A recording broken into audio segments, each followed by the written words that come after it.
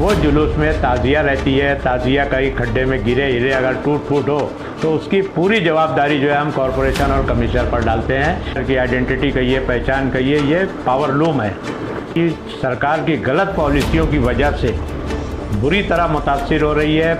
महाराष्ट्र सरकार का बजट आया, अगर कोई बिल नहीं भरता है तो उसका पावर काट दिया जाता है। इस ताल्लुक से हम लोग जो है एक आंदोलन छेड़ने का कि भिवंडी से आज थाना जाना जो है मुश्किल है। एक महिला की जो है रास्ते में जो है बंजार पार्टी नाके पे डेथ हो गई। बहरहाल उन्होंने पीडब्ल्यू को फ़ोन किया और उसके दूसरे दिन कॉन्ट्रैक्टर आया, मजदूर के साथ आया, जेसीबी लगी, लेकिन कहीं ना कहीं से कोई फ़ोन आया और उसको जो है, अब मैं इतना बड़ा आदमी नहीं हूँ कि मैं कुछ लोगों का नाम ले लूँ जिस तरह से राहुल गांधी। तो जहाँ तक मेरा आपने सवाल किया है, मैं बहुत मजबूत दावेदार पहले से हूँ, आज भी हूँ, और पार्टी का फैसला जो है जो आएगा।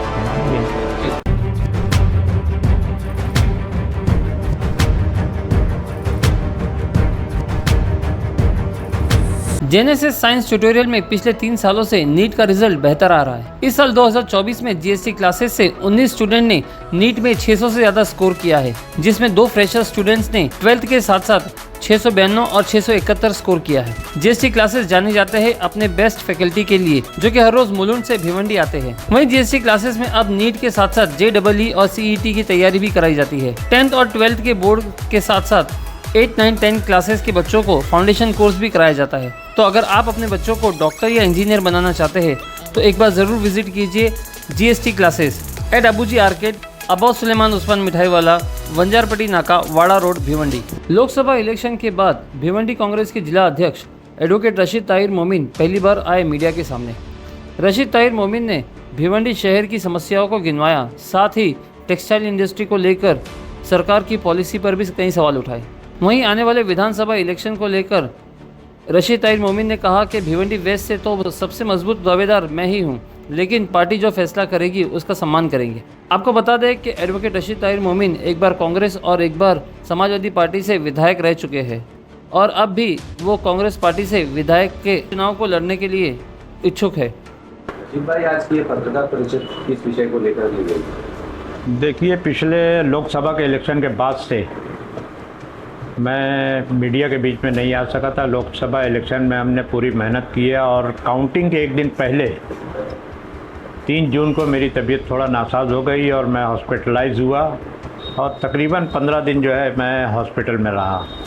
बहरकैफ इस वजह से आज तबीयत ठीक हुई तो मैं सोचा कि बालिया मामा की जीत जो थी उस पर उनको मुबारकबाद दी जाए और साथ ही भिवंडी के शहरियों में जिस इत्तेहाद का मुजाहरा किया, एकता का मुजाहरा किया और इंडिया और महाविकास अघाड़ी पर जो विश्वास किया, उसके लिए भिवंडी के शहरी जो है सही मानों में मुबारकबाद के मुस्तहिक है। मैं उन्हें मुबारकबाद पेश करता हूँ, उनका शुक्रिया अदा करता हूँ और साथ ही बालिया मामा से कुछ बातें मैं मीडिया के ज़रिए पर्सनल मैंने उनसे कहा है, लेकिन मीडिया के ज़रिए भी कहना चाहूँगा कि आपकी जीत जो है उसमें सबसे बड़ा अगर हिस्सा अगर कहीं का है तो वो भिवंडी शहर का, ईस्ट और वेस्ट का। और भिवंडी शहर की पहचान, आप शनाख्त कहिए, भिवंडी शहर की आइडेंटिटी कहिए, पहचान कहिए, ये पावर लूम है। और पावर लूम के ताल्लुक से पावर लूम इंडस्ट्री सरकार की गलत पॉलिसियों की वजह से बुरी तरह मुतासिर हो रही है। प्लेन पावर लूम जो है आज ठीक है, इस शहर में तकरीबन 5 लाख प्लेन पावर लूम आज भी हैं, लेकिन ये कहीं ना कहीं टूटने के कगार पे आ गए हैं। बहुत सी जगह टूट के बिक भी चुके हैं। तो मैं चाहूँगा कि इस ताल्लुक से सभी विषय जो है, एक छोटा सा विषय पावर का जो है ये स्टेट गवर्नमेंट के अंडर में आता है, लेकिन कारोबार किस तरह चले ये सेंट्रल गवर्नमेंट के हाथ में आता है। ना सिर्फ भिवंडी ने बल्कि पूरे हिंदुस्तान ने राहुल गांधी की लीडरशिप पे जो एतमाद किया है उसका भी फ़ायदा लेते हुए दिल्ली में टेक्सटाइल मिनिस्टर पीयूष गोयल जानते हैं, टेक्सटाइल को जानते हैं, वो टेक्सटाइल मिनिस्टर हैं। फाइनेंस मिनिस्टर के बारे में बहुत कुछ नहीं कहूँगा, लेकिन टेक्सटाइल मिनिस्टर के पास अगर बैठक है तो हमारे पास प्रोग्राम है कि किस तरह से प्लेन पावर लूम भी चल सकता है और ऑटो पावर लूम जो shuttleless power loom, water jet है, एयर जेट है, ये सब पावर लूम, रेपियर लूम है, ये सब पावर लूम चल सकता है। सिर्फ सरकार की पॉलिसी जो है कहीं ना कहीं गलत जा रही है। वो हम इससे पहले भी 2003 में निर्मला सीतारमण के सामने हमने सब बातें रखी थी।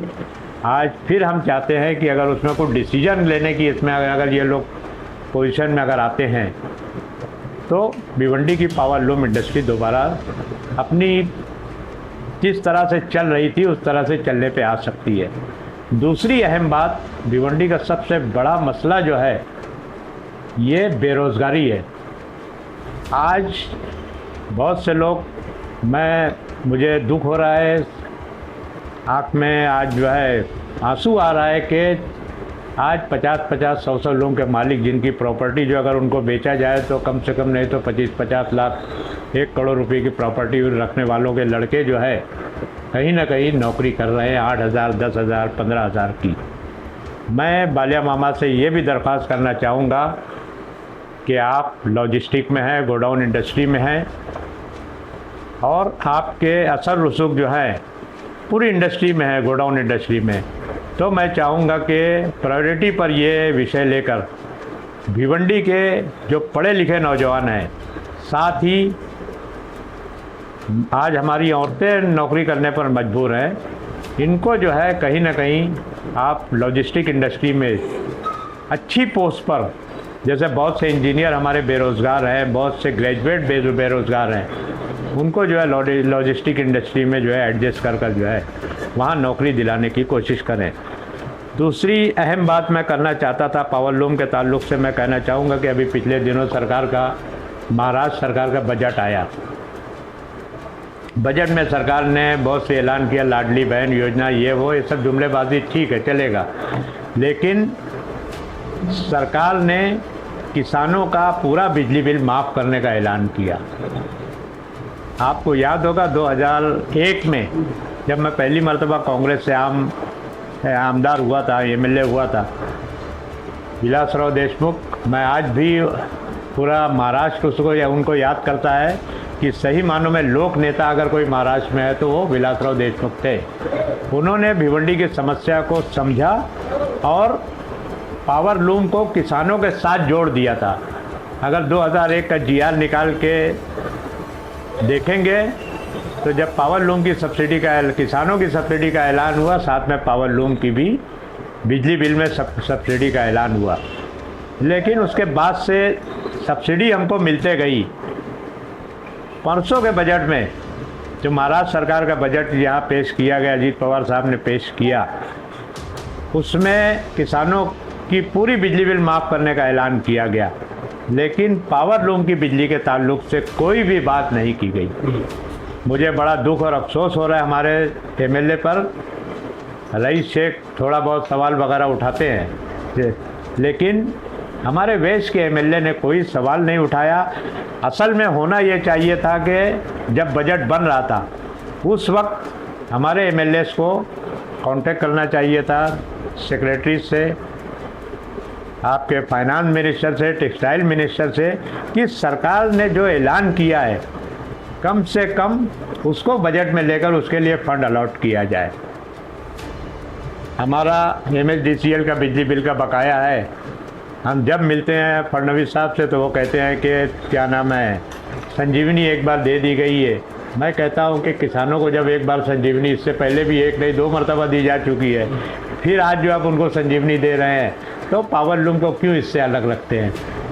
तो ये सब बातें जो है ना, ये कहीं ना कहीं हमको जो है मेन स्ट्रीम से जो है अलग करने की पावर लूम को कोशिश हो रही है, और इसमें हमारे एमएलए जो है जो इसमें पूरी तरह से जो है कामयाबी हासिल नहीं कर पा रहे हैं। अहम बात पावर बिल बकाया जो है वो माफ़ होना चाहिए। बहुत से लोगों का जो है आपके क्या नाम है, 1 रुपये यूनिट का मसला है। मीटिंग में चंद्रकांत पाटिल, मैं मीडिया के सामने ये बात कह रहा हूँ कि टेक्सटाइल मिनिस्टर ने मुझसे कहा था मैं मीटिंग में हाजिर था। मुझसे कहा कि प्लेन पावर लूम किस तरह से चले ताकि उससे लोगों को रोज़गार मिले, बेरोज़गारी कम हो।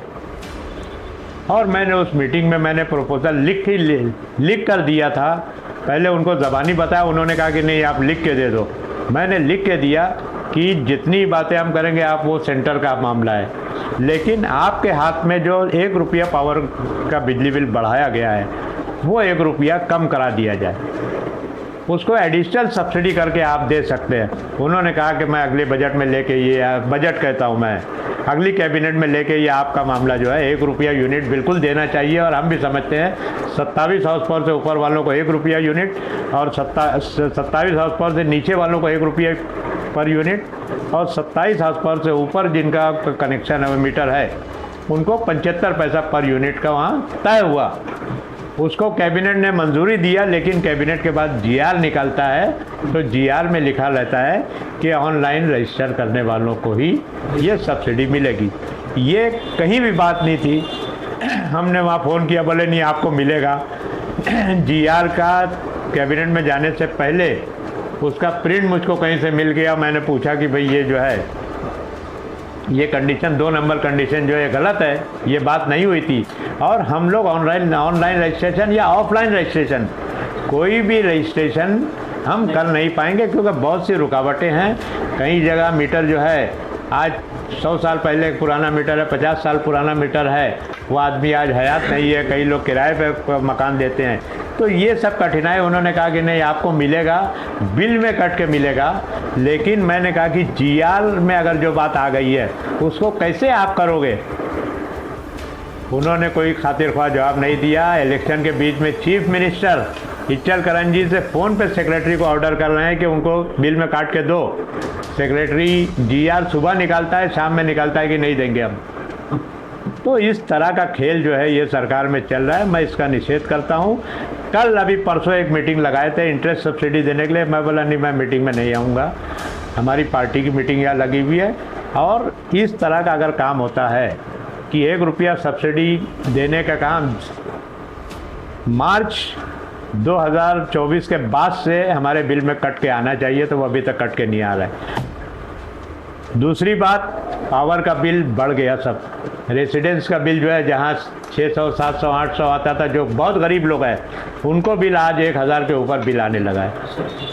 तो उन्होंने कहा कि नहीं हम ठहराव ले लेते हैं, कैबिनेट में फिर हम भेज रहे हैं और ऑनलाइन रजिस्ट्रेशन की कंडीशन। मैं बोला नहीं, हमको ऑनलाइन भी नहीं चाहिए, ऑफलाइन भी नहीं चाहिए।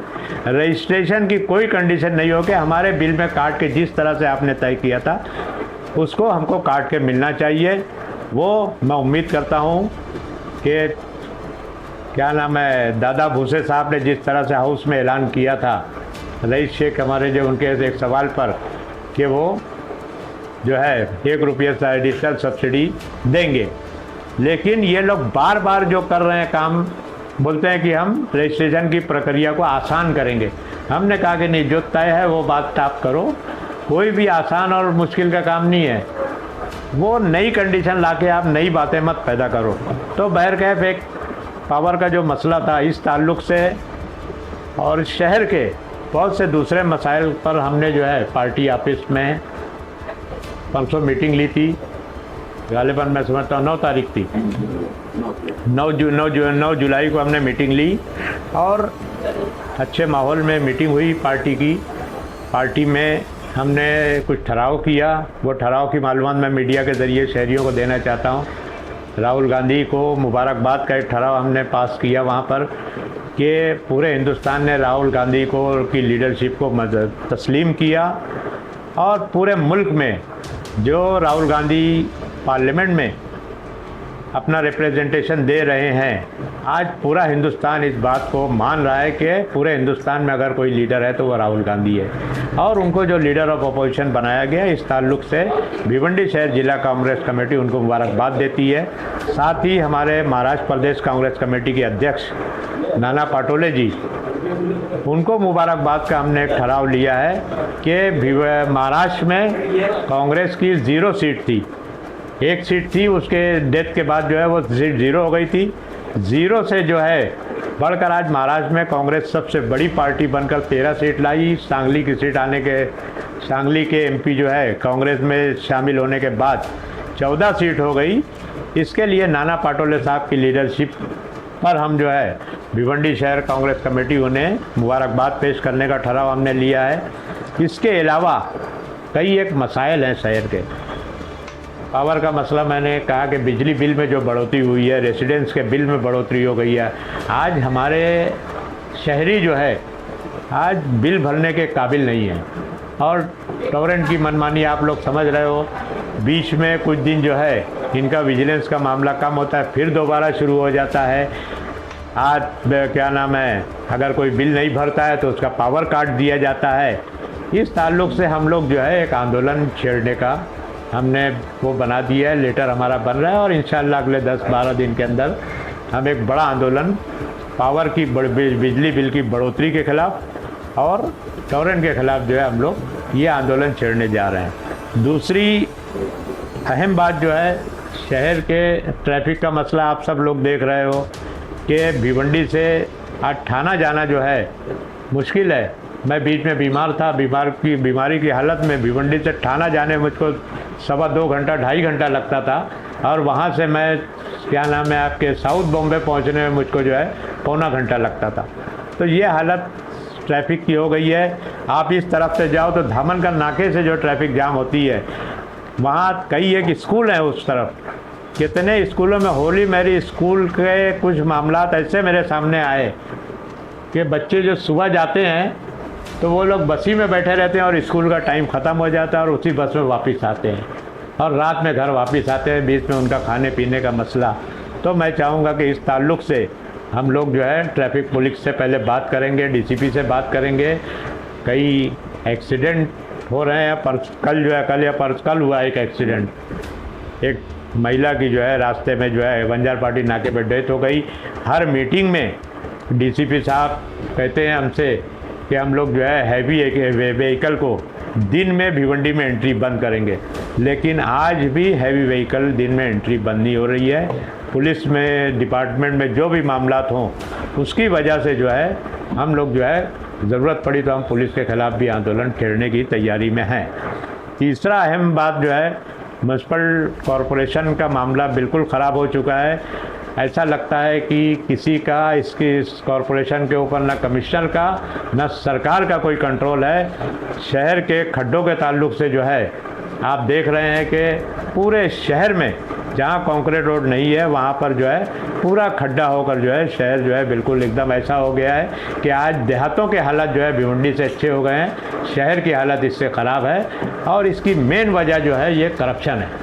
इसके अलावा कोई वजह नहीं है। अगर सही तरीके से रास्ते बनाए जाएं तो ये हो सकता है। इस ताल्लुक से हम बहुत जल्द म्यूनसिपल कॉरपोरेशन के ऊपर कांग्रेस पार्टी एक बड़ा मोर्चा निकाल कर ये सब मामला जो है उनके सामने रखने वाले हैं। सर, दरगाह रोड पर जिस तरह से हम देख रहे हैं कि काफ़ी चर्चा चल रही है कि दरगाह रोड पे आपके घर के सामने जो है वो रोड काफ़ी ज़्यादा खड्डे में तब्दील है, तो उसके लिए आपकी पार्टी ने और आपने कुछ जद्दोजहद की? देखिए, दरगाह रोड का मामला जो है इस ताल्लुक से मैं बता देना चाहता हूँ कि ये पार्लियामेंट इलेक्शन से भी पहले और उस ताल्लुक से हमने पूरी कोशिश करके ये पूरा रोड जो है ढांगे हॉस्पिटल से लेकर जो है दीवान शाह तक कंक्रीट रोड बनाने का हमारा एक प्लान था। इसके लिए 15 करोड़ रुपए का बजट रखा गया है। उस बजट से जो है ये पूरा रोड कंक्रीट होने वाला था। रमज़ान महीने में कॉन्ट्रैक्टर काम करने के लिए आए, उससे पहले वर्क ऑर्डर होने में बाकी था, लेकिन उन्होंने वर्क ऑर्डर की सब फीस वगैरह जो कॉन्ट्रैक्टर ने भर दी थी। कुछ लोगों ने ये बोल के कि भाई यहाँ सब मार्केट लगती है पूरे रास्ते में, रमज़ान के बाद करो। और आप देख रहे हो कि रमज़ान के बाद इलेक्शन चालू हो गया, ये वो जो भी चलता रहा। लेकिन काम करने के लिए जब यहाँ पर अभी 4 दिन पहले यहाँ पर कॉन्ट्रैक्टर आए तो कुछ लोगों ने उसको फ़ोन करके रोक दिया कि थाना रोड का जो है पहले पूरा करो फिर यहाँ का करो। तो PWD का ये काम है। उस ताल्लुक से हमने, मैं समझता हूँ कि 4 दिन पहले एक डेलीगेशन हमारा कमिश्नर से मिला था और कमिश्नर का इंतहाई गैर जिम्मेदारा इररेस्पॉन्सिबल उनका स्टेटमेंट था कि ये रोड हमने PWD के लिए दे दिया है इसके लिए हम लोग जो है उसके ऊपर हम काम नहीं कर सकते। मैं बोला पूरा शहर दे दो किसी को, कल बोलोगे कुछ रोड MMRD के हाथ में तो वहाँ आप कुछ नहीं कर सकते। अगर खड्डा हुआ है, अगर कहीं रास्ते में पानी बह रहा है तो आप क्या PWD को बोलने जाओगे?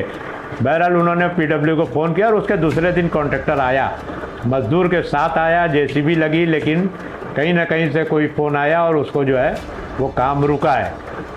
कॉन्ट्रैक्टर को हमने फ़ोन करके मालूमात दी तो उसने कहा कि जब भी सूखा होगा, बहुत करके सितंबर में अगर बारिश कम हो जाती है तो ये काम जो है इंशाल्लाह कंक्रीट रोड का काम शुरू होगा और हम पूरा करेंगे। लेकिन हमने कमिश्नर से कहा है कि मुहर्रम से पहले ये रोड जो है आप डामर के ज़रिए पैचेस भरो। आप खड़ी भरोगे, आप बोलोगे गाड़ी आई नहीं, खड़ी में आप मट्टी मिलाते हो, सीमेंट की जगह आप मट्टी मिला के भर दोगे और फिर वो जो है खड़ी फैल जाए, फिर गड्ढा हो जाएगा। और साल में एक बार जो मुहर्रम का जुलूस निकलता है वो जुलूस में ताज़िया रहती है, ताज़िया कहीं खड्डे में गिरे हिले अगर टूट फूट हो तो उसकी पूरी जवाबदारी जो है हम कॉरपोरेशन और कमिश्नर पर डालते हैं। और इससे पहले हमेशा इन्होंने बारिश में भी डामर रोड करने का काम किया है, भले पैच खड्डा खड़ी से भर के ऊपर थोड़ा सा डामर डाल के ताकि गाड़ियां आसानी से चली जाएं। इस ताल्लुक से हमारी कोशिश चल रही है। हमें उम्मीद है कि इंशाअल्लाह ताला हम आज या कल फिर कमिश्नर साहब से मिलने वाले हैं और हम पूरी कोशिश करेंगे कि दरगाह रोड पे जब तक कंक्रीट रोड नहीं शुरू होता है म्यूनसिपलिटी अपना काम वहाँ पर करे। रजीब भाई, आपने शुरुआत में कहा कि जो लूम ओनर है तो लूम को लेकर जो है यहाँ पे काफ़ी तकलीफें आई सरकार की पॉलिसी, तो सरकार की पॉलिसी के जरिए, तो सरकार की पॉलिसी टेक्सटाइल को लेकर थी कि बिजली विभाग को मतलब इसको लेकर थी, लाइट वगैरह को लेकर थी, तो किस वजह से जो है ज़्यादा इफेक्ट आया है बुनकर? देखिए, बुनकरों पे दोनों बातें हैं। हमारी प्लेन पावर लूम की मेजॉरिटी जो है ये मजदूरी की बीम चलाते हैं, इनको कारोबार से कुछ लेना देना नहीं है। ये इनको हम सहूलत अगर बिजली बिल में दे देते हैं तो इनका पावर लूम चलने लगता है। जो मजदूरी जिस तरह से कम हो गई है उसमें भी उनका पावर लूम चल सकता है, उनको 10-15 हज़ार 5 हज़ार 24 लूम का जो भी है वो बच जाता है। लेकिन अहम मसला जो है textile secretary government of India, उस डिपार्टमेंट से भी मेरे को एक मरतबा वो यहाँ पे आए, बोले हम बम्बई में मीटिंग ले रहे हैं, भिवंडी में मीटिंग ले रहे हैं, हमारा एक्सपोर्ट कम हो रहा है। आज हिंदुस्तान में सबसे ज़्यादा IT के बाद सबसे ज़्यादा एक्सपोर्ट जो है ये टेक्सटाइल से होता था। लेकिन सरकार इसमें सेक्रेटरी बोल रहा है कि हम परेशान हैं कि हमारा एक्सपोर्ट कम हो रहा है, मीटिंग लगा रहे हैं। मैं बोला हम जो सजेशन दे रहे हैं आप मान नहीं रहे वो सजेशन। इससे पहले निर्मला सीतारमन के सामने हमने तफसील के साथ बहुत सजेशन दिया था, लेकिन वो बात उन्होंने नहीं माने। कहीं ना कहीं ऐसा लगता था कि उसके पास कोई पावर ही नहीं है। इतनी बड़ी मुल्क की फाइनेंस मिनिस्टर जो है ऐसा जवाब देती थी कि बोले हमारा लेटर अगर WTO में जाता है तो लेटर 2-2 साल खुलता नहीं है। तो इस तरह का गैर जिम्मेदारा बयान दे रही, तो मैं समझ गया कि इसके पास कोई पावर है नहीं। लेकिन कहीं ना कहीं सरकार का भी नुकसान हो रहा है, देश का नुकसान हो रहा है। मैं चाहूँगा कि इस ताल्लुक से जो इनकी एक्सपोर्ट की पॉलिसी है, जो बिज़नेस की पॉलिसी है, ये लोग जिस तरह से, अब मैं इतना बड़ा आदमी नहीं हूँ कि मैं कुछ लोगों का नाम ले लूँ, जिस तरह से राहुल गांधी 2 नाम लेते हैं, लेकिन किस तरह से गवर्नमेंट उनको फेवर करने के लिए पूरी टेक्सटाइल इंडस्ट्री को और देश के एक्सपोर्ट को जो है मुतासिर कर रही है, ये मैं कहना चाहूँगा। अगर कहीं बैठक लें और करने की अगर उनमें हिम्मत हो, करने की ताकत हो, तो कहीं ना कहीं ये जो है टेक्सटाइल इंडस्ट्री जो है स्ट्रीम लाइन पे आ सकती है। भाई, चुनाव आ रहे हैं तो इलेक्शन को लेकर आपकी क्या तैयारी? क्या आप चुनाव लड़ने के इच्छुक हैं या तो फिर पार्टी का नेतृत्व करेंगे? देखिए, चुनाव के ताल्लुक से आप सभी जानते हो कि लोकसभा का जो इलेक्शन हुआ, यहाँ पे वोट जो है राहुल गांधी की लीडरशिप का है, कांग्रेस की लीडरशिप का, नाना पटोले जी की लीडरशिप का वोट है। और वोट सिर्फ जो है सिर्फ कांग्रेस का है। और यहाँ पर जो है ठीक है, वहाँ से आखिर में हमने पूरी लड़ाई लड़ी थी कि कांग्रेस को ये सीट मिले, नहीं मिली, ठीक है। हमने यहाँ तक किया कि पूरी ताकत लगा दी हम लोगों ने किस तरह से जो है ये सीट चुन के, और पब्लिक जो है आप देख रहे हो कि किस तरफ है।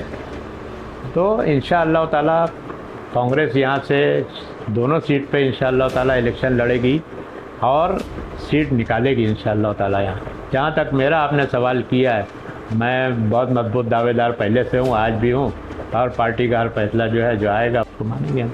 ठीक, थैंक यू।